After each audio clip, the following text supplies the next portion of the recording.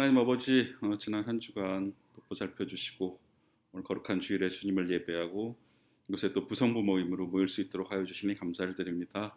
우리가 주님의 말씀을 함께 나눌 때 이 말씀이 우리를 사로잡게 하여 주시고 이 말씀이 우리를 변화시켜 주시고 정말 우리의 말씀 따라 살 수 있도록 도와주시옵소서.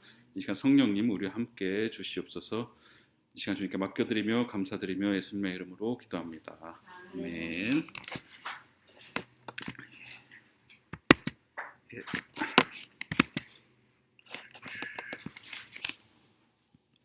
찬송가 310장 찬송하겠습니다.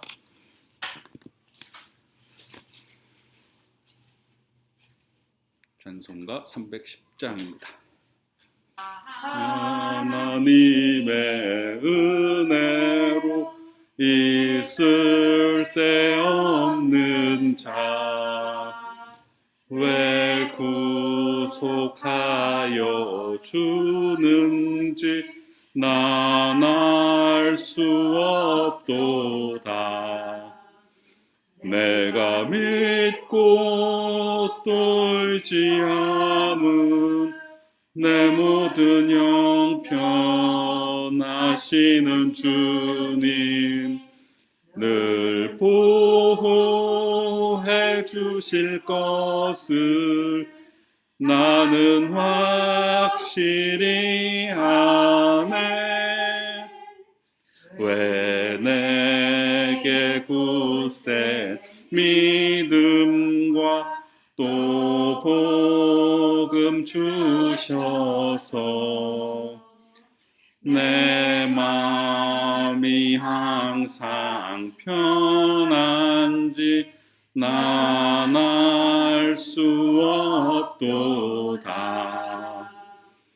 내가 믿고 또 의지함은 내 모든 형편 하시는 주님 늘 보호해 주실 것을 나는 확실히 아네. 왜 내게 성령 주셔서 내 마음 감동해 주 예수 믿게 하는지 난 알 수 없도다.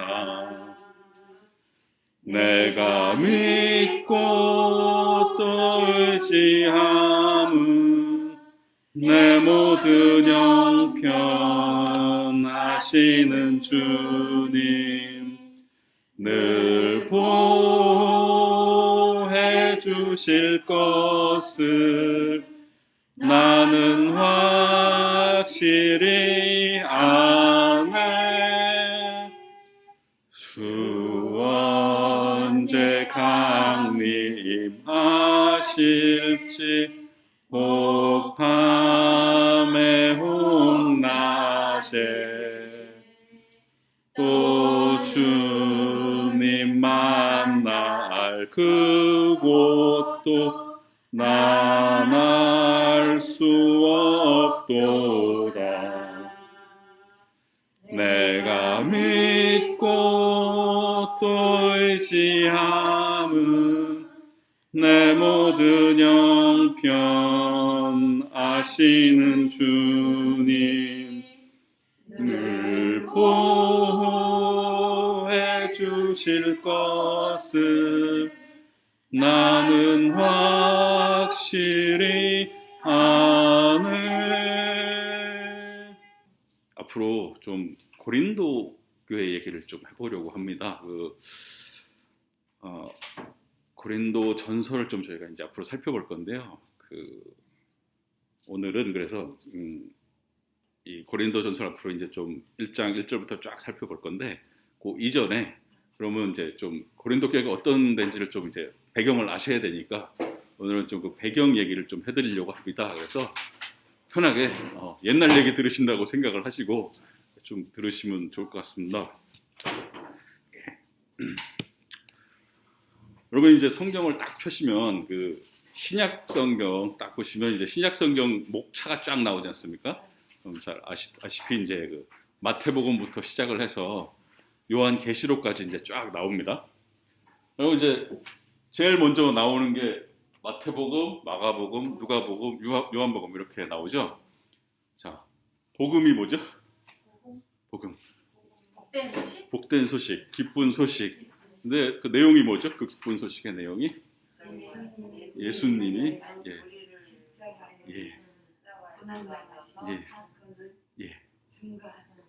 그렇죠. 그러니까 이 복음서라는 건 예수님에 대해서 우리에게 전해주는 게 복음서죠. 그래서 복음서가 성경 안에 4개가 있습니다. 그죠? 마태복음, 마가복음, 누가복음, 요한복음. 이렇게 신약 성경이 4개의 복음서, 예수님의 이야기로 시작을 합니다.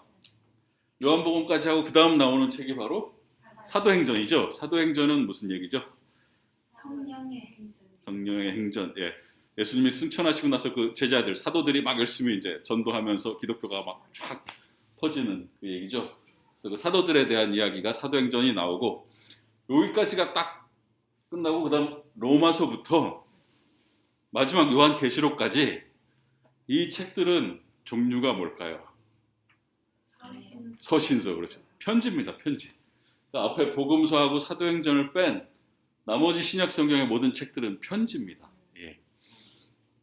그런데 그 중에 로마서부터 빌레몬서까지가 쫙 이게 한 사람이 쓴 편지입니다. 누가 썼을까요, 이거를 다? 바울. 그렇죠. 사도 바울이 이렇게 많이 썼습니다. 로마서, 고린도 전서, 후서, 갈라디아서, 에베소서, 빌립보서, 골로새서, 데살로니가 전서, 후서, 디모데 전, 후서, 디도서, 빌레몬서까지 다 사도 바울입니다. 그러니까 거의 신약 성경 절반을 이분이 혼자 다 썼다고 봐도 과언이 아니죠. 그죠? 예. 그리고 나서 이제 히브리서는 누가 썼는지 잘 모르고, 야고보서는 야고보가 썼겠죠. 베드로 전후서는 베드로가 썼고, 요한 1, 2, 3 이건 요한이 썼겠죠. 예, 유다서 유다가 쓰고, 요한계시록 이것도 요한. 그러니까 신약 성경에 나오는 서신서 중에 앞에 쫙 이만큼은 바울이 쓴 거고, 이제 그 뒤에는 이제 딴 사람들이 쓴 겁니다. 그런데 이 바울이 쓴 서신서들 제목을 잘 보시면 제목이 로마서, 고린도 전서, 고린도 후서. 자, 로마, 고린도, 갈라디아, 에베소, 빌립보. 편지 이름이 이렇게 되거든요. 요 이름들이 뭘까요? 로마, 고린도, 갈라디아, 에베소. 지역 이름? 그 지역, 어떤 지역일까요? 바울이 편지를 보내는 곳, 받는 사람들. 예. 로마 교회에 보내면 로마서, 고린도 교회에 보내면 고린도서, 그죠? 갈라디아 교회에 보내면 갈라디아서. 그러니까 바울 서신은 제목이 받는 사람, 받는 교회 이름입니다. 예. 그래서 고린도 전서, 후서는 편지가 2개 있어가지고 먼저 보낸 게 전서, 뒤에 보낸 게 후서. 그렇게 되는 거죠. 갈라디아 교회에 보내면 갈라디아서, 에베소 교회에 보내면 에베소서. 그래서 빌레몬서까지 하면, 빌레몬서는 근데 빌레몬 교회란 게 있었던 건 아니고 사람 이름입니다. 그래서 빌레몬이라는 사람한테 쓴 편지고요. 그래서 바울이 쓴 편지는 그 책 제목이 받는 사람 또는 받는 교회의 이름인 겁니다. 그래서 바울이 썼고 그 받는 교회 이름이 바로 책 제목이 되는 게 빌레몬서까지고요. 그 히브리, 야고보, 베드로 전, 베드로 후, 요한 1, 2, 3. 요거는 다른 게 뭐냐면 편지를 쓴 사람 이름이 제목입니다. 받는 사람이 아니라. 그죠? 베드로가 썼다, 요한이 썼다. 그죠? 받는 사람이 아니라 뒤로 가면 이제 쓴 사람. 예. 바울 서신은 받는 사람. 바울 서신 아닌 것들은 이제 쓴 사람이 이름이 되는 겁니다. 예. 그래서 우리가 고린도 전서를 살펴보려고 그러는데 이거는 당연히 그러니까 바울이 썼습니다. 그래서 바울이 고린도 교회에다가 보내는 편지인 겁니다. 그런데 왜 전서냐? 이게 먼저 쓴 편지, 후서는 나중에 쓴 편지. 2개가 있으니까 편지가 예, 전서, 후서. 이렇게 제목이 되는 겁니다. 예. 자, 그래서 바울이 고린도 교회에다 이제 편지를 보낸 게 고린도 전서인데요. 고린도라는 게 어디 붙어 있는 땅이냐? 예. 지금으로 따지면 그 그리스입니다. 그리스. 고린도가 있던 곳은 그리스입니다. 그래서 이제 잘 여기를 보시면 화면에 잘렸는데 여기가 예루살렘입니다. 예루살렘. 예. 제일 끝에 오른쪽 아래가 예루살렘이고요. 고린도는 여기 있죠. 예, 고린도는 여기 있습니다. 그리고 여기가 이제 이태리 로마, 이태리가 여기고요. 예, 그 예루살렘이 여기 있고 안디옥 아시죠? 안디옥도 여기 있고 여기가 이제 소아시아 지역이라고 아시아 우리 뭐 유명한 에베소 뭐 이런데 그죠? 그래서 여기 아시아고 이제 여기로 넘어가면 그리스가 되는 겁니다. 그리스. 그래서 빌립보, 데살로니가 다 여기 있는 교회들인 겁니다. 빌립보, 데살로니가, 고린도. 예, 여기 바울이 싹 전도해가지고 여기다 교회를 세워가지고 여기다 이제 편지들을 보낸 거죠. 그래서 빌립보서, 데살로니가 전서, 데살로니가 후서, 고린도 전서, 고린도 후서 이렇게 저기서 전도를 한 겁니다. 예. 그런데 고린도라는 도시가 되게 재밌는 도시입니다. 이게 지도를 잘 보시면은 여기가 그리스거든요. 근데 그리스의 남쪽이거든요. 여기는 남쪽, 여기는 북쪽입니다. 그래서 남쪽은 이름이 아가야라고 불렀습니다. 아가야. 그리고 북쪽은 마게도니아라고 불렀습니다. 근데 요 아가야 이 남쪽 지방에서 아주 중요한 도시가 고린도입니다. 수도. 예, 남쪽 지방의 수도였습니다. 이 고린도가. 여기가 고린도인데 그래서 이 남쪽 그리스 지역에서 아주 그 무역의 중심지가 고린도였습니다. 왜 이게 중심지가 될 수밖에 없느냐 하면 고린도가 여기 있는데 여기가 되게 좁죠. 보이십니까? 네. 되게 좁습니다. 여기가. 네.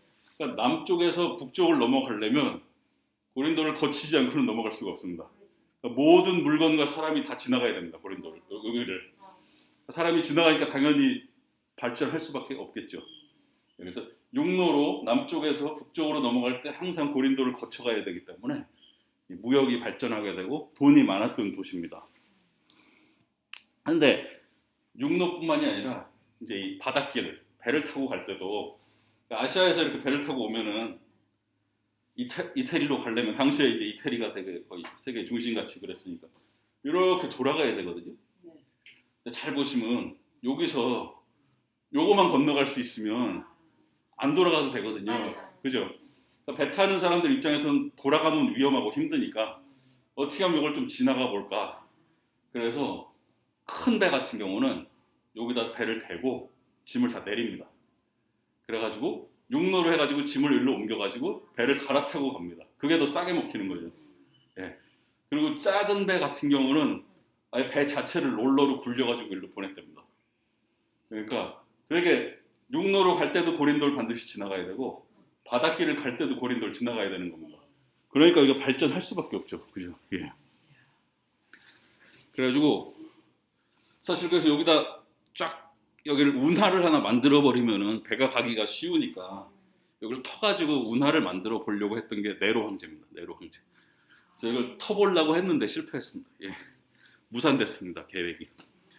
그래서 하여간 고린도가 그래서 돈을 엄청 많이 벌었습니다. 사람들이 여기를 다 지나가니까. 그래서 돈이 되게 많았고, 그래가지고 당시 이제 올림픽 경기가 그리스에서 있었는데요. 올림픽 말고 이스드미안이라는 또 운동 경기가 하나 있었습니다. 올림픽 같이 되게 큰 경기였나 봅니다. 그래서 그 경기를 개최한 게 고린도입니다. 2년마다 열리는 경기인데 그만큼 이제 돈이 많고 번성한 도시였습니다. 그러니까 요거를 딱 알고 이제 고린도 전서를 읽으시면 좀 이제 느낌이 달라지거든요. 예. 그런데 고린도가 특징이 좀 방탕한 도시였습니다. 예. 그러니까 보통 항구 도시들이 조금 약간 그 문란한 성향들이 있는 도시들이 있는데 거기다가 이제 또 종교적인 이유가 결부가 되는데 그리스에 이제 신들이 되게 많았습니다. 그래가지고 그리스 신화 뭐 이런 거 읽어보면 되게 여러 가지 신들이 나오거든요. 그래가지고 그 그리스의 여러 신들을 섬기는 신전들이 또 많이 있었고요. 그래서 바울이 고린도전에서 8장 5절에 뭐라고 그러냐? 너희들한테 많은 신과 많은 주가 있다. 그런 얘기합니다. 8장 5절에 많은 신과 많은 주가 있다. 그러니까 그리스의 신들이 되게 많았습니다. 그렇지만 이제 바울은 너희는 그래도 오직 하나님만 한 분만 경배해야 된다. 이제 그런 얘기를 하는 건데 특별히 여러 신들 중에서 고린도에서 중요했던 신이 아프로디테라는 신이 있습니다. 아프로디테가 이제 그리스 말로 하면 아프로디테인데 로마로 가면 이 이름이 비너스가 됩니다. 비너스라고 혹시 들어보셨죠? 비너스 신이 고린도의 되게 중요한 신이었습니다. 그래서 이 고린도 신은 비너스 신한테 바쳐진 도시였습니다. 그러니까 되게 중요한 신이 비너스 아프로디테인데, 그래가지고 그 아프로디테 신전이 고린도에 있었는데요. 그 아프로디테 신전에 그 여자 사제가 1000명 있었답니다. 이거는 정확한 역사적 사실은 아니고 그냥 도는 얘기인데, 근데 이 1000명의 여자 사제가 있어가지고 종교 의식 자체가 되게 문란했답니다. 그래가지고 되게 성적인 게 결부되고 이래서 엄청 타락한 도시가 고린도였다는 얘기가 있습니다. 그리고 또 이제 비너스 신 말고 또 아폴로라는 신이 있어가지고 아폴로 신전에서는 또 동성애가 많이 행해졌다, 뭐 이런 얘기도 있습니다. 근데 역사적으로는 확인은 안 됐는데 떠도는 얘기입니다. 그래서 당시에 그리스 말 중에, 그리스 말에 무슨 말이 있었냐, 코린티아 제스타이 이런 말이 있었는데, 이게 우리말로 하면 제가 고린도인 같은 놈, 고린도인처럼 사는 사람, 너 고린도인이구나. 근데 그 뜻이 뭐냐면 너 참 방탕하구나, 너 참 문란하구나, 너 간음하는 사람, 이런 뜻이 고린도인이다, 이런 말이 그런 뜻으로 쓰일 정도로 방탕한 도시가 고린도였다고 합니다. 근데 이제 요즘 이제 역사 연구하는 사람들이 이 정도까지는 너무 과장된 것 같고, 그래도 이게 항구가 있고 무역이 발달한 만큼 거기에 막 그 정도로는 그래도 문란했던 것으로 보인다라고 이제 얘기를 합니다. 그래가지고 이 고린도시가 당시에 이제 로마가 되게 강했거든요. 그래서 로마가 나중에 이스라엘까지 쳐들어가서, 이스라엘도 로마 식민지였지 않습니까? 예수님 당시에. 그래서 이 고린도도 로마한테 한번 정복을 당합니다. 기원전 146년에 로마가 점령을 해가지고 고린도시를 완전히 박살을 내놓습니다. 그래서 완전히 멸망이 됐다가 나중에 이제 기원전 44년에 이제 시저 황제가 이제 거기를 다시 이제 고린도를 다시 좀 재건해 보려고 여러 민족들을 거기다 이주시키고 해가지고 도시를 다시 좀 살려냅니다. 그래서 이제 강제로 망했던 도시에다가 이제 사람들을 이주를 시키니까 원래 거기 있던 사람들이라기보다는 여러 종류의 사람들이 막 거기 이제 모여 살게 되겠죠. 그래가지고 뭐 은퇴한 로마 군인들도 거기 살게 하고, 뭐 유대인도 살고, 뭐 여러 상인들, 뭐 선원들, 자유민, 노예, 소매상, 행상, 뭐 하여간 여러 종류의 사람들이 거기서 살게 되다 보니까, 그러니까 사람들이 여러 종류가 살면 당연히 그 사람들이 믿는 종교도 다 다를 거고, 그러니까 좀 혼합주의적인 형태가 나타나게 된다고 합니다. 그래서 당시에 이제 고린도라는 시가 되게 큰 도시였는데, 그 책마다 좀 얘기는 다른데, 그래도 제일 많게 잡는 데는 인구가 한 50만 명까지 있었던 걸로 봅니다. 근데 이제 그 인구 중에 한 3분의 2 정도는 노예들이었다는 얘기도 있고요. 그래가지고 바울이 이제 여러 전도여행을 하면서 여러 이제 지역들을 방문을 했는데, 이 고린도시가 바울이 방문했던 데 중에서는 가장 크고 가장 인구가 많고 또 가장 상업이 발달하고 또 그러면서 또 문란한 그런 도시였다고 합니다. 그래서 고린도전서 2장 3절에 바울이 뭐라 그러냐면, 내가 너희 가운데 거할 때에 약하고 두려워하고 심히 떨었다라고 말을 합니다. 그러니까 이게 뭐 여러 가지 의미가 있겠지만 그 중에 한 의미로서는 고린도시가 그만큼 크고 거대하고 뭐 그런 도시라서 바울도 좀 이렇게 떨고 이랬던 거 아니냐, 이렇게 생각을 합니다. 네, 고린도 교회가 언제 그럼 만들어졌느냐? 사도 바울이 전도 여행을 여러 번 하잖아요. 이제 복음을 전하기 위해서 전도 여행을 크게 3번을 합니다. 사도 바울이 3번을 하는데 그 중에 2번째 전도 여행 때 바로 고린도 교회를 세우게 됩니다. 그래서 서기 한 49년에서 50년 그때 겨울쯤 고린도에 가서 한 1년 반 정도 머물면서 거기서 전도를 했고, 거기다가 이제 교회를 세우게 되는데요. 그 교회, 고린도에서 교회를 세우는 내용이 사도행전 18장에 나옵니다. 사도행전 18장 1절에서 18절이 바로 그 고린도 교회가 처음 생기게 되는 그 얘기를 다루고 있습니다. 그래서 오늘은 그 본문을 좀 우리가 살펴볼 건데요. 사도행전 18장 1절에서 18절입니다. 자, 한 절씩 교독해 보겠습니다. 그 후에 바울이 아덴을 떠나 고린도에 이르러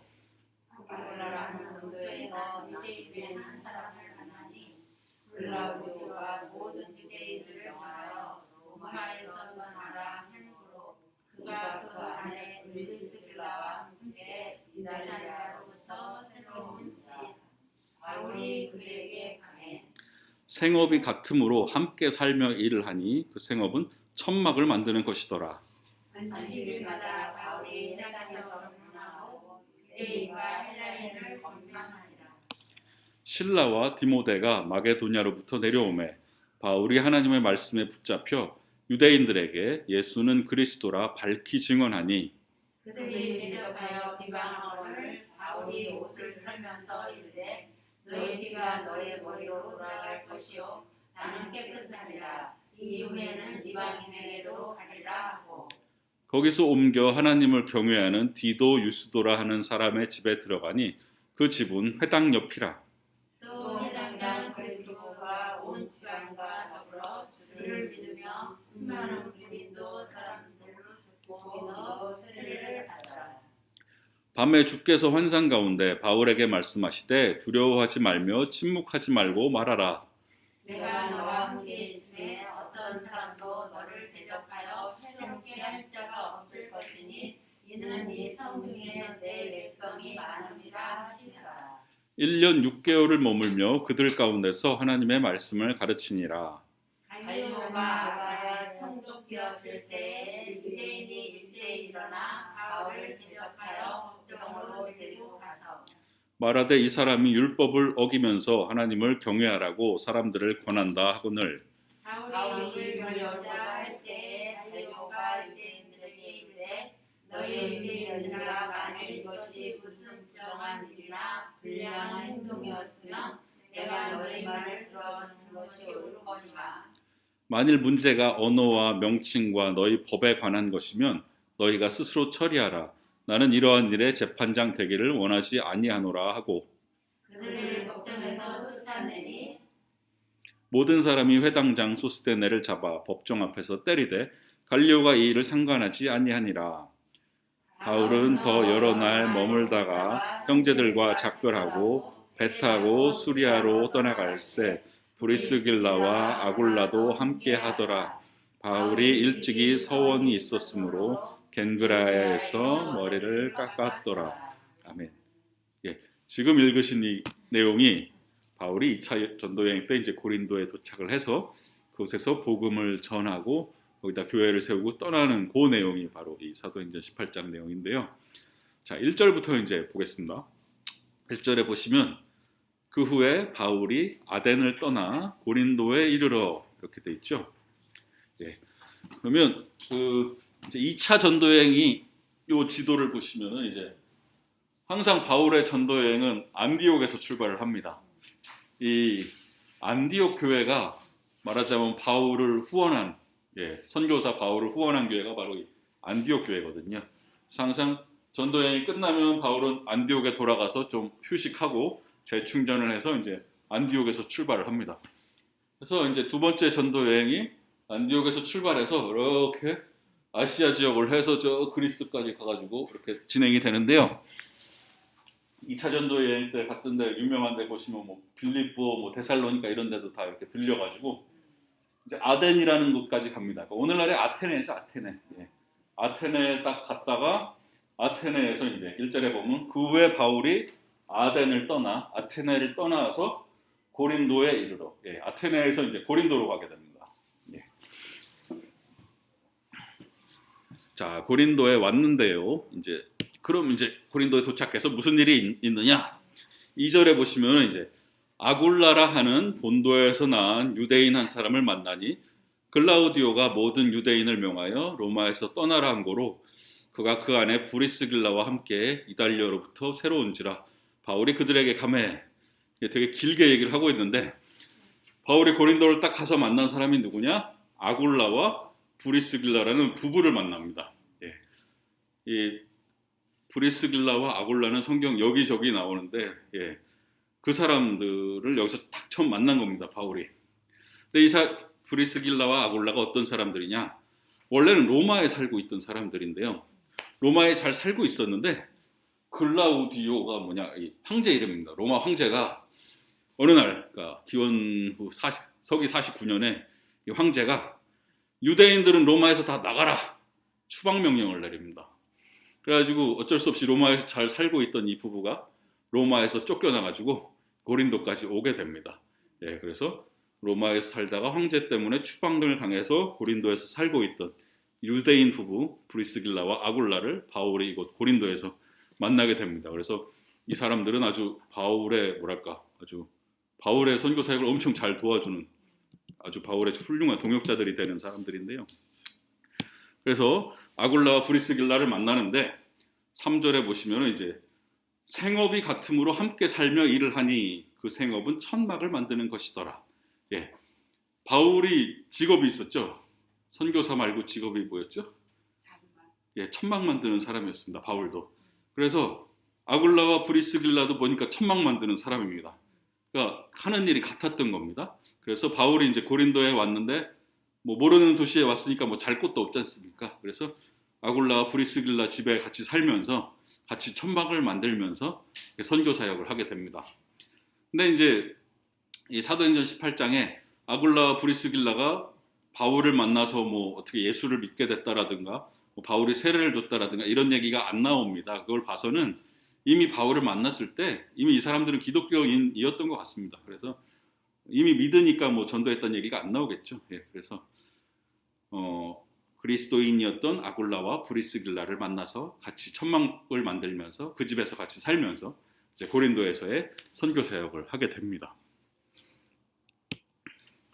이 아굴라와 브리스길라가 어디 또 나오냐 하면은 로마서 16장에도 나오거든요. 로마서 16장 3절과 4절에 보시면은 너희는 그리스도 예수 안에서 나의 동역자들인 브리스가와 아굴라에게 문안하라.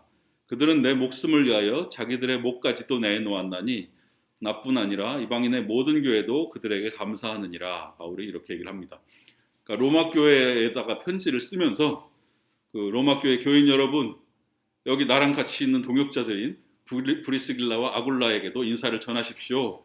이 사람들 어떤 사람들이냐 하면 이 바울 내 목숨을 위해서 자기들 목까지도 내놓은 사람들입니다. 그러니까 바울을 아주 목숨 걸고 도운 사람들이 바로 이 아굴라와 브리스길라였습니다.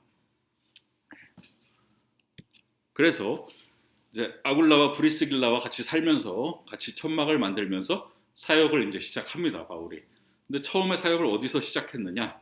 사도행전 18장 4절에서 보시면은 안식일마다 바울이 회당에서 강론하고 유대인과 헬라인을 권면하니라. 예. 이 회당이라는 것은 이제 유대인들이 안식일마다 모여서 이제 말씀 듣고 하던 곳이죠. 그러니까 오늘날 뭐 교회 비슷하게 생각을 하시면 되겠죠. 근데 바울이 어디든지 전도 여행을 가면은 제일 먼저 하는 일이 그 회당을 찾아가는 거였습니다. 왜 그랬느냐? 당시에 이제 유대인들이 그 이스라엘 땅에만 살고 있던 게 아니라 전 세계에 흩어져 살고 있었거든요. 그 흩어져 살고 있던 유대인들을 부르는 말이 바로 디아스포라 유대인이라고 불렀습니다. 아마 디아스포라라는 말을 들어보셨을 겁니다. 그러니까 세계 각지에 유대인들이 흩어져 살고 있었기 때문에 바울이 딱 어느 지역에 전도를 하러 가면 1차적으로 전도하는 대상이 바로 그 디아스포라 유대인들이었습니다. 먼저 유대인들에게 복음을 전했습니다. 그러니까 이제 회당을 먼저 찾아가는 거죠. 그럼 자기도 유대교 출신이고 자기도 유대인이니까 먼저 유대인부터 만난 거죠. 그래서 회당에 가서 이제 복음을 선포하고 가르치고 이런 일을 하게 됩니다. 이렇게 회당을 중심으로 사역을 하다가 드디어 첫 번째 열매를 맺게 됩니다. 첫 번째 이제 결신자가 나온 거죠. 스데바나라는 사람과 그 가족이 바울의 그 고린도 지역에서 첫 번째 열매가 됩니다. 고린도전서 1장 16절에 내가 또한 스데바나 집 사람에게 세례를 베풀었고 그 외에는 다른 누구에게 세례를 베풀었는지 알지 못하노라. 스데바나 집 사람들, 그러니까 스데바나와 그 가족들에게 바울이 세례를 줬답니다. 그리고 또 고린도전서 16장 15절에는 형제들아 스데바나의 집은 곧 아가야의 첫 열매요 또 성도 섬기기로 작정한 줄을 너희가 아는지라 내가 너희를 권하노니까. 아가야의 첫 열매다. 아가야가 아까 그 그리스 남쪽 지역을 아가야라고 하는데요. 그 아가야에서 전도해서 첫 번째로 믿게 된 사람이 바로 이 스데바나와 그 가족이라는 얘기죠. 그래서 이 스데바나와 이 가족은 고린도에서 바울이 전도해서 믿게 된 첫 교인이면서 바울이 직접 세례를 준 가족이 바로 이 스데바나 가족입니다. 예. 그리고 계속해서 이제 5절로 가면 실라와 디모데가 마게도냐로부터 내려오매 바울이 하나님의 말씀에 붙잡혀 유대인들에게 예수는 그리스도라 밝히 증언하니 이렇게 나옵니다. 그러니까 바울이 먼저 와서 막 이렇게 열심히 전도를 하고 있었는데 바울의 동역자들인 실라와 디모데가 이제 고린도에 같이 와서 합류를 하는 겁니다. 근데 요거를 세번역 성경을 읽으면 조금 더 뜻이 잘 표현이 되는데 실라와 디모데가 마케도니아에서 내려온 뒤로는 바울은 오직 말씀을 전하는 일에만 힘을 쓰고 예수가 그리스도이심을 유대 사람들에게 밝혀 증언하였다. 예. 실라와 디모데가 고린도에 와서 이제 같이 사역을 하게 되니까 바울이 오직 말씀을 전하는 일에만 힘을 쏟게 되었다. 그러면 그 이전에는 말씀을 전하는 일에만 힘을 쓰지 못했다는 얘기거든요. 왜 그랬을까요? 다른 일을 같이 하고 있었죠. 무슨 일을 했죠? 천막 만드는 일을 하면서 복음을 전해야 되니까 말씀 전하는 일만 하지 못하고 있었는데 실라랑 디모데가 딱 와서는 이제 천막 만드는 일을 안 해도 되고 말씀 전하는 일만 할 수 있게 됐습니다. 왜 그랬을까요? 뒤에서 후원해 주니까. 실라와 디모데가 돈을 가지고 온 겁니다. 그러니까 이제 바울이 더 이상 돈을 벌 필요가 없어졌습니다. 무슨 돈을 가지고 왔느냐? 빌립보 교회가 바울 선교하라고 헌금을 보냈습니다. 그 헌금을 실라하고 디모데가 가지고 온 겁니다. 그러니까 이제 바울은 생계 걱정을 안 하고 열심히 이제 전도만 하면 될 수 있게 그렇게 된 겁니다. 그래서 빌립보서 4장 15절에 뭐라고 나오느냐? 빌립보 사람들아 너희도 알거니와 복음의 시초에 내가 마게도냐를 떠날 때 주고받는 내 일에 참여한 교회가 너희 외에 아무도 없었느니라. 이게 뭔 말이냐? 마게도냐를 떠나서 고린도 쪽으로 이제 전도하러 갈 때 선교 후원해 준 교회가 너희들밖에 없구나. 빌립보 교회가 선교를 후원해 줬다는 겁니다. 또 헌금해 가지고. 예. 그 덕분에 이제 바울은 복음 전파에 전념할 수 있게 됩니다. 근데 이제 이 실라와 디모데가 그래서 고린도에서 바울과 함께 열심히 전도를 하게 됩니다. 고린도 후서 1장 19절 말씀을 제가 넣어놨는데요. 거기 뭐라고 나오냐면 우리 곧 나와 실루아노와 디모데로 말미암아 너희 가운데 전파된 하나님의 아들 예수 그리스도라고 나오거든요. 그러니까 바울과 실루아노가 실라를 이렇게 쓴 겁니다. 바울과 실라와 디모데가 너희 가운데 그리스도를 전파했다. 그러니까 셋이 같이 전도했다. 그 얘기죠. 그러니까 고린도에서 실라와 디모데와 바울이 같이 전도를 했습니다. 그리고 또 데살로니가 전서 1장 1절 보시면 바울과 실루아노와 디모데는 하나님 아버지와 주 예수 그리스도 안에 있는 데살로니가인의 교회에 편지하노니 은혜와 평강이 너희에게 있을지어다. 예, 데살로니가 전서면은 아까 말씀드렸죠. 바울이 데살로니가 교회에다가 보내는 편지입니다. 근데 이 데살로니가서를 어디서 썼느냐? 바울이 고린도에 있을 때 썼거든요. 그때 바울과 실루아노와 디모데, 그러니까 바울과 실라와 디모데가 고린도에서 다 같이 함께 편지를 써서 데살로니가에 보낸 겁니다. 그래서 데살로니가 전서 1장 1절이 이렇게 시작되는 거죠. 바울과 실루아노와 디모데는 하나님 아버지와 주 예수 그리스도 안에 있는 데살로니가인의 교회에 편지하노니, 네. 세 명이 편지를 같이 쓴 겁니다. 예. 혹시 너무 빠른가요? 좀 천천히 할까요? 예. 그래서 지금까지 내용은 바울이 전도여행 중에 고린도에 와서 브리스길라와 아굴라를 만나서 그 집에서 같이 살면서 전도를 열심히 하고 있었는데 실라와 디모데도 이제 같이 와서 이제 같이 열심히 전도를 했고 그 첫 번째 열매는 바로 스데바나 집 그 가족이 첫 번째 열매가 됐고 바울이 주로 했던 사역은 이제 유대인 회당에 가서 유대인들에게 열심히 이제 복음을 전하고 있었습니다. 그런데 바울이 유대인들에게 그 5절 말씀 뒤쪽을 보시면 유대인들에게 예수는 그리스도라고 밝히 증언을 하니 유대인들한테 이제 예수를 전한 거죠. 예수가 그리스도다. 유대인들이 기다리던 그 메시아가 바로 예수다라고 선포를 하니까 그들이 대적하여 이제 6절에서 유대인들이 거기에 대해서 이제 대적하여 비방하거늘 바울이 옷을 털면서 이르되 너희 피가 너희 머리로 돌아갈 것이요 나는 깨끗하니라. 이후에는 이방인에게로 가리라 하고 이제 유대인들에게 열심히 복음을 전해서 예수가 그리스도다, 예수가 너희들이 기다리던 메시아다라고 선포를 하니까 유대인들이 이제 바울하고 싸우게 됩니다. 유대인들은 예수를 받아들이지 않았죠. 그래서 이제 유대인들과 바울이 갈등이 생기게 되고요. 그래서 유대인들이 바울을 막 이제 비판하고 막 그렇게 되죠. 그러니까 이제 바울이 더 이상 회당에서 이제 사역을 하기가 어렵게 됩니다.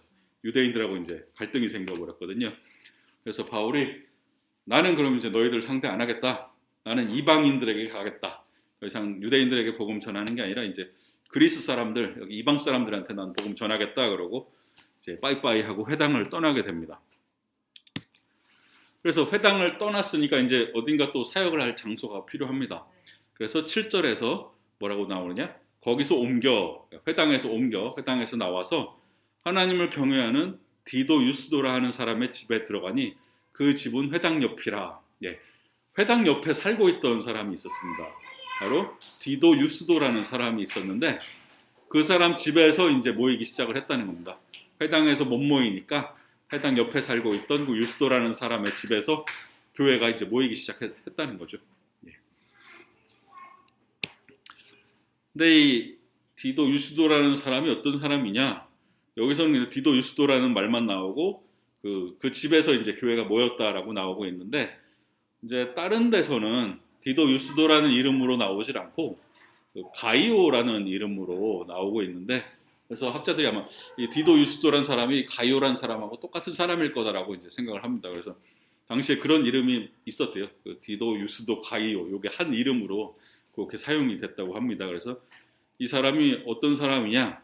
고린도전서 1장 14절에 보시면은 나는 그리스보와 가이오 외에는 너희 중 아무에게도 내가 세례를 베풀지 아니한 것을 감사하노니. 그러니까 이 가이오라는 사람은 바울에게 직접 세례를 받은 사람입니다.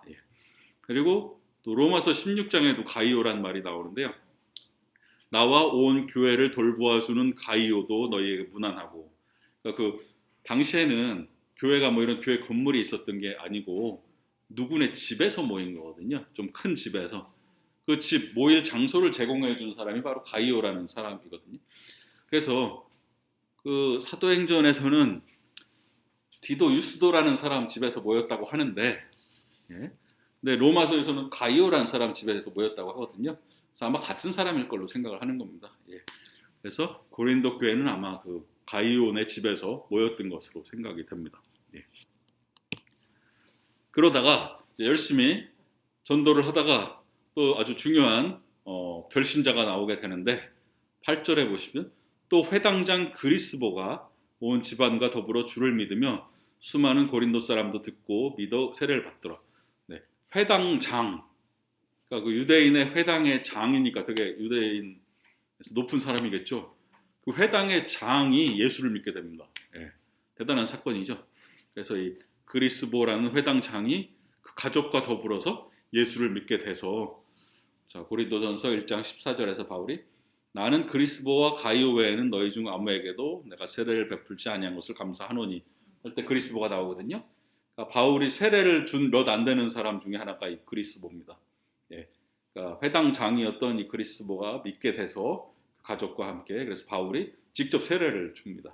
그래서 그리스보라는 이 회당장이 예수를 믿게 됐다. 이런 사건이 벌어집니다. 그리고 이제 계속해서 9절 보시면은 밤에 주께서 환상 가운데 바울에게 말씀하시되 두려워하지 말며 침묵하지 말고 말하라. 내가 너와 함께 있음에 어떤 사람도 너를 대적하여 해롭게 할 자가 없을 것이니 이는 이 성 중에 내 백성이 많음이라 하시더라. 바울이 이제 유대인들과 막 갈등을 빚고 아마 좀 두려워하고 그러고 있었나 봅니다. 그러니까 주님께서 환상 가운데 나타나셔서 두려워하지 말아라. 침묵하지 말고 열심히 복음 전해라. 이렇게 위로하신 거죠. 내가 너와 함께 있음에 어떤 사람도 너를 대적하여 해롭게 할 자가 없으리라. 그래서 주님의 위로를 받게 됩니다.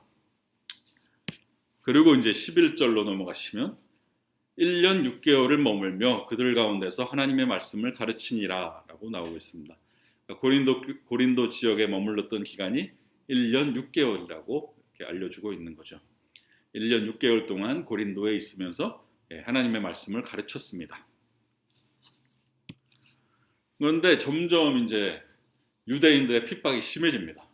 그래서 이제 12절부터가 유대인들에게 핍박받는 내용이 나오는데요. 갈리오가 아가야 총독되었을 때 유대인이 일제히 일어나 바울을 대적하여 법정으로 데리고 가서, 갈리오라는 사람이 이제 그 총독이 됐는데 유대인들이 다 일어나서 바울을 끌고 법정으로 데리고 갑니다. 그 총독 앞으로 데리고 갑니다. 그래서 13절에 말하되 이 사람이 율법을 어기면서 하나님을 경외하라고 사람들을 권한다 하거늘.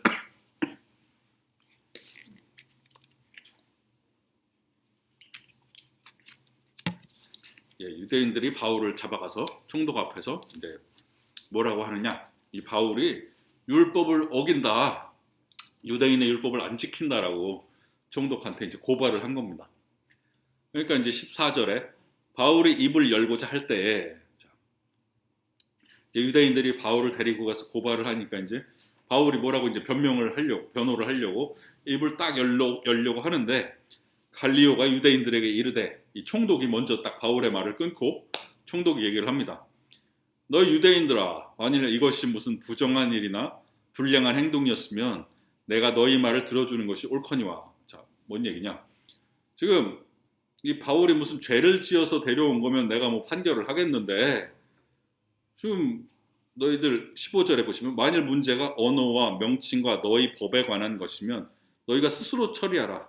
난 이러한 일에 재판장 되기를 원하지 아니하노라 하고, 바울이 무슨 중요한 죄를 졌거나 뭐 도둑질을 했거나 뭐 사람을 쳤거나 이러면 내가 재판을 하겠는데, 너희들 뭐 율법이 어쩌고 뭐 니네 종교 얘기를 하는 거면 내가 뭐 어쩌라고 그런 거죠. 나는 그냥 총독인데 너희들 문제는 그런 종교 문제는 니들이 알아서 해라.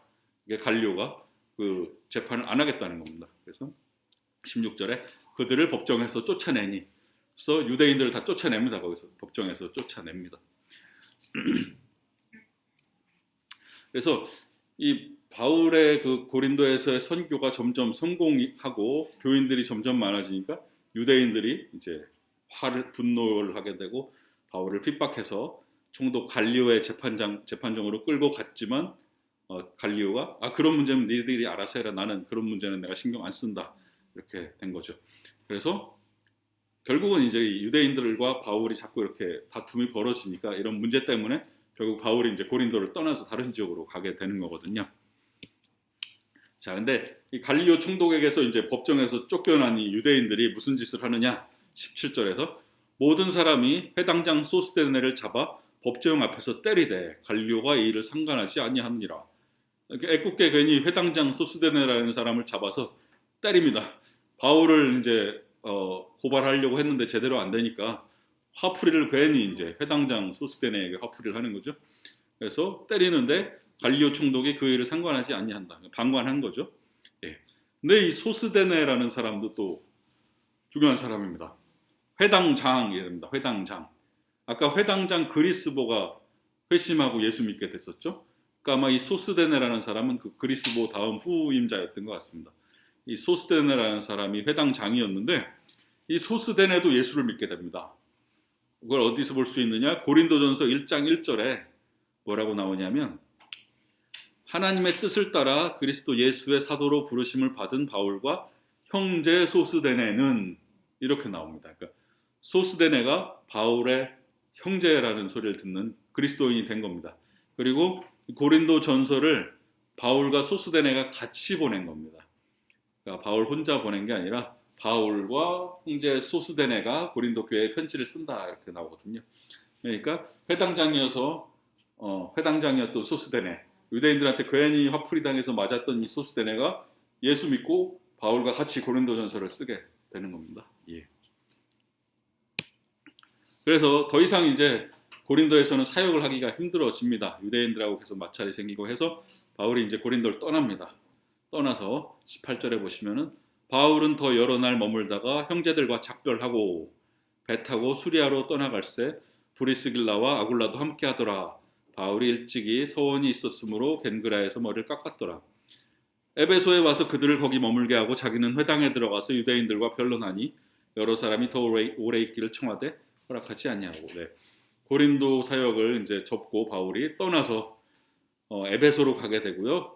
브리스길라와 아굴라가 같이 갔다고 합니다. 에베소에 가서도 보시면 19절에 회당에 먼저 들어가죠. 회당에 항상 전도 여행을 가면 회당에 먼저 가서 유대인들에게 전도하는 게 바울의 주된 그 선교 전략이었습니다. 근데 이제 요거는 그냥 상식이랄까? 그냥 재미로 알아두시면 되는데 고린도 전서하고 후서가 있지 않습니까? 그럼 고린도 전서가 먼저 보낸 편지고 고린도 후서가 나중에 보낸 편지인데 그럼 고린도 전서가 제일 첫 번째 보낸 편지 그리고 고린도 후서가 두 번째 보낸 편지 같은데 사실은 고린도 전서 이전에 고린도 교회에 보낸 편지가 하나 더 있었습니다. 근데 그거는 지금 우리한테 전해지지가 않고 없어졌습니다. 그래서 사실 고린도 전서는 고린도 교회에 보낸 두 번째 편지입니다. 그거를 어떻게 알 수 있느냐 하면 고린도 전서 5장 9절에 보시면은 내가 너희에게 쓴 편지에 음행하는 자들을 사귀지 말라 하였거니와 이런 말이 나옵니다. 고린도 전서를 쓰면서 내가 저번에 너희한테 보낸 편지에 내가 이렇게 얘기했잖아 라고 나오거든요. 그러니까 고린도 전서 이전에 보낸 편지가 있다는 뜻입니다. 근데 그 편지는 우리한테는 전해지지 않습니다. 남아있지를 않습니다. 근데 그 고린도 교회에 먼저 보냈던 편지의 내용이 뭐냐? 5장 9절에 보시면 음행하는 자들을 사귀지 말라 하는 편지를 보냈다는 겁니다. 음행하는 자들을 사귀지 말라.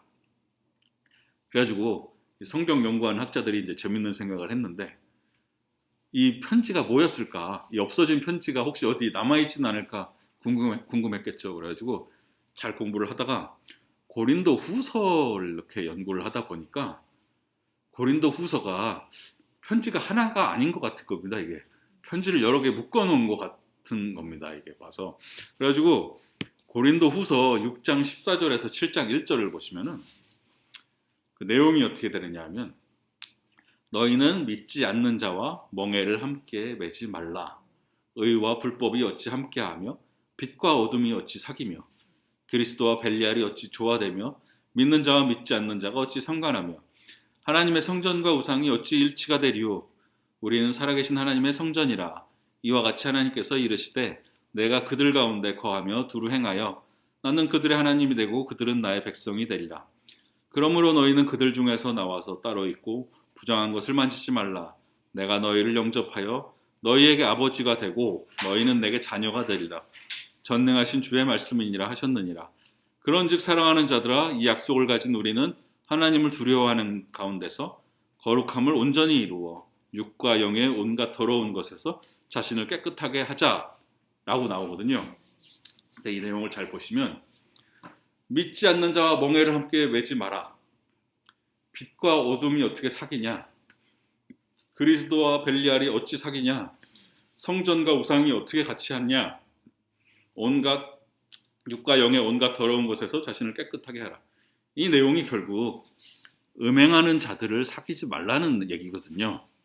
잘 보시면 그래서 학자들이 이런 생각을 한 겁니다.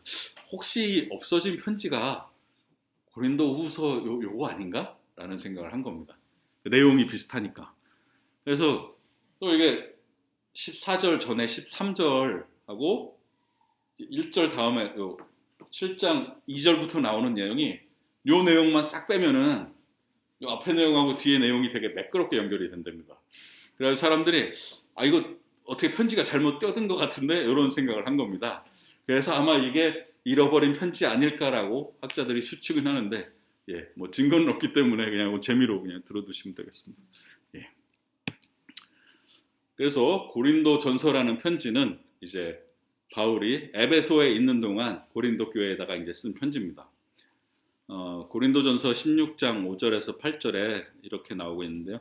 내가 마게도냐를 지날 터이니 마게도냐를 지난 후에 너희에게 가서 혹 너희와 함께 머물며 겨울을 지낼 듯도 하니 이는 너희가 나를 내가 갈 곳으로 보내어 주게 하려 함이라. 이제는 지나는 길에 너희 보기를 원하지 아니하노니 이는 만일 주께서 허락하시면 얼마 동안 너희와 함께 머물기를 바람이라. 내가 오순절까지 에베소에 머물려 함은 이렇게 나오고 있거든요. 자, 이게 무슨 얘기냐? 편지를 이제 바울이 고린도 교회에 편지를 쓰고 있는데 어디서 쓰고 있냐 하면 에베소에 자기가 있다고 얘기를 합니다. 그러니까 고린도 교회에 편지를 보낸 것은 바울이 에베소에 있는 동안 보낸 건데, 자, 마게도냐를 지나서 고린도를 내가 한번 가고 싶은데 그래서 가서 겨울 동안 고린도에 가서 너희랑 같이 지내고 싶은데 그 이제는 잠깐 지나가다가 얼굴만 잠깐 보고 그러고 지나가는 거는 싫고 좀 고린도에 오래 머물고 싶은데 내가 근데 아직 에베소에서 일이 안 끝나가지고 조금 더 에베소에 있어야 된다. 이렇게 편지를 쓰고 있는 겁니다. 그러니까 고린도에 가고는 싶은데 좀 이번에 가면은 길게 있고 싶은데 내가 아직 에베소에 있어서 에베소에서 일이 아직 안 끝났으니까 일단 편지부터 보낸다. 약간 이러면서 편지를 보낸 겁니다. 그럼 왜 이 고린도 교회에다 편지를 보냈느냐? 이유가 뭐냐? 바울이 에베소에 있는데 자꾸 고린도 교회 얘기가 바울한테 들리는 겁니다. 어떤 경로로 들렸느냐? 일단은 글로에의 집 사람들, 그러니까 글로에라는 사람, 그 집 사람들이 바울에게 소식을 고린도 교회 소식을 전해줬는데 뭐라고 전해주냐? 아까 고린도전서 1장 11절에 이렇게 나옵니다. 내 형제들아, 글로에의 집 편으로 너희에 대한 말이 내게 들리니 곧 너희 가운데 분쟁이 있다는 것이다. 고린도 교회 싸움이 났다는 소식이 바울의 귀에 들린 겁니다. 그 이제 싸움뿐만 아니라 고린도 교회에 이제 뭐 성적 부도덕 문제가 터졌다. 또 교인들끼리 법정에서 소송이 붙었다. 뭐 이런 얘기들이 바울한테 이제 들린 겁니다. 그 1차적으로 이 글로의 집 사람들을 통해서 바울에게 이렇게 안 좋은 소식이 전해진 겁니다. 그리고 두 번째로는 또 고린도 교회에서 바울에게 편지를 보냈습니다. 이게 바울 없이 거기서 이제 교회를 하다 보니까 궁금한 게 많은 겁니다. 신앙적으로 이건 어떻게 해야 되지? 이건 어떻게 해야 되지? 궁금하니까 바울에게 이제 편지를 보내서 물어본 겁니다. 그래서 뭐라고 나오냐면 고린도전서 7장 1절에서 너희가 쓴 문제에 대하여 말하면 이게 뭐냐? 그러니까 너희가 편지로 나한테 물어본 거에 대해서 내가 답을 하자면 이런 뜻이죠. 그러니까 편지로 몇 가지 질문이 왔습니다. 바울에게. 그래서 편지로 뭘 물어봤느냐? 뭐 결혼 문제, 뭐 미혼한 사람 어떻게 해야 되느냐? 아니면 우상에게 바쳐진 거 먹어도 되느냐? 뭐 몇 가지 이제 질문들을 한 거거든요. 그래서 고린도 교회가 보낸 편지에 대해서 답을 또 해줘야 되겠고, 그리고 또 이제 이 편지를 갖고 온 사람들이 있을 거 아닙니까? 그때 누가 갖고 왔느냐? 스데바나와 부드나도와 아가이고라는 사람들이 이 편지를 가지고 왔답니다. 그러니까 편지를 가지고 와서 뭐 편지만 전해주진 않았겠죠. 교회 소식을 또 막 전해줬겠죠. 그러니까 이렇게 여러 경로를 통해서 고린도 교회 얘기를 들었는데, 이거 교회가 심각한 겁니다. 싸움 나서 교회는 갈라지게 생겼고, 교인들은 막 문제가 생겼고, 그러니까 바울이 당장 가고는 싶은데 에베소에서 처리할 일이 있어서 가지는 못하겠고, 그러니까 일단 빨리 편지라도 보내자라고 생각을 한 거죠.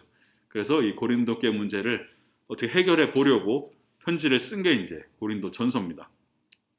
그러면서 그냥 가벼운 문제면은 좀 기다려도 되겠는데 고린도 교회 문제들이 심각한 겁니다. 들어보니까 아니 교회가 파가 나뉘어서 지금 쪼개지게 생겼다고 그러지, 어떤 성도들은 뭐 성적인 문제가 있다고 그러지, 법정에서 성도들끼리 싸움 났다고 그러지, 성만찬이 모독당하고 있다고 그러지, 누구는 부활을 안 믿는다고 그러지. 그러니까 바울이 이게 듣고 있으니까 이게 당장 달려가야 될 문제인 겁니다. 근데 갈 수는 없습니다. 지금 에베소 때문에. 그런데 고린도 교회는 특별히 또 바울이 되게 아끼는 교회거든요. 그걸 어떻게 알 수 있느냐? 고린도전서에서 이제 바울이 뭐라고 그러냐면 나는 심었고 아볼로는 물을 주었을 때, 그러니까 이 고린도 교회는 내가 씨 뿌려서 심은 교회다. 그러니까 처음 개척을 했으니까 애착이 있겠죠. 내가 심은 교회고 또 내게 주신 하나님의 은혜를 따라 내가 지혜로운 건축자와 같이 터를 닦아두매. 그러니까 고린도 교회를 세운 게 땅에 터를 닦아두는 것처럼 아주 처음에 개척을 했다는 거고요.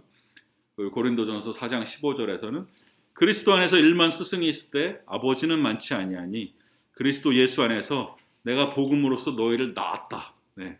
내가 낳은 자식들 같은 사람들이다. 너희들이 어떤 영적인 아버지 같은 어머니 같은 그런 마음으로 고린도 교회를 생각하고 있는데, 그만큼 아끼고 있는데 고린도 교회가 이렇게 문제가 심각하다니까 이제 바울이 너무 이제 애가 타는 거죠. 아이고 이거 어떡하냐, 빨리 편지라도 보내야겠다.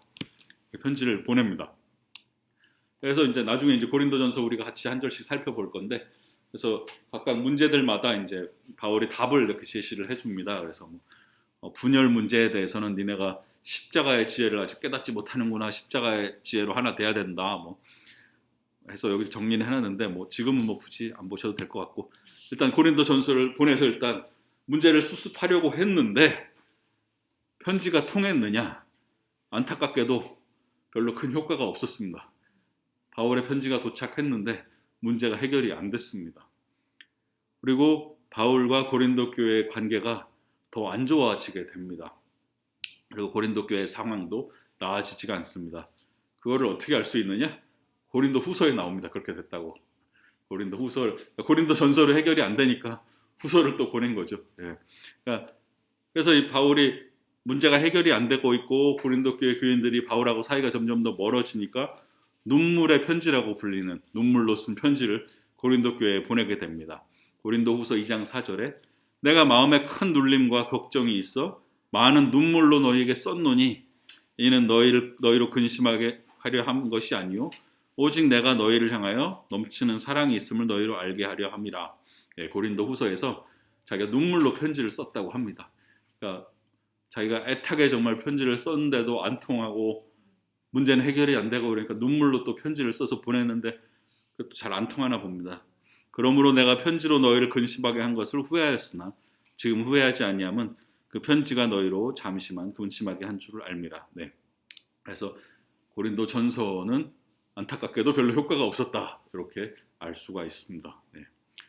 그래서 여기까지가 대충 이제 그 고린도 전서가 왜 쓰여지게 됐는지 그런 배경이고요. 다음 주부터 좀 고린도전서 말씀을 이제 한 절씩 좀 우리가 살펴보려고 합니다. 하나님 아버지, 오늘 이렇게 또 고린도 교회에 대한 말씀을 우리가 함께 나눴습니다. 바울의 그 선교의 열정을 또한 들었고 또 바울을 도왔던 이들을 또 보았습니다. 하나님, 우리가 정말 또 한 주 살아갈 때 정말 주님을 향한 복음의 열정으로 또 살아갈 수 있도록 도와주시고 때를 어떤지 못 어떤지 항상 주님의 말씀을 전하고 전파할 수 있는 우리가 되게 하여 주시옵소서. 오늘 이곳에 또 대면으로 나오지 못한 지체들도 기억해 주셔서 어느 곳에 있든지 함께 해주시고 또 다음 주에는 건강하게 함께 또 만날 수 있도록 도와주시옵소서. 한 주의 삶도 주님께서 지켜주시고 보호하여 주시옵소서. 감사를 드리며 예수님의 이름으로 기도합니다. 아멘.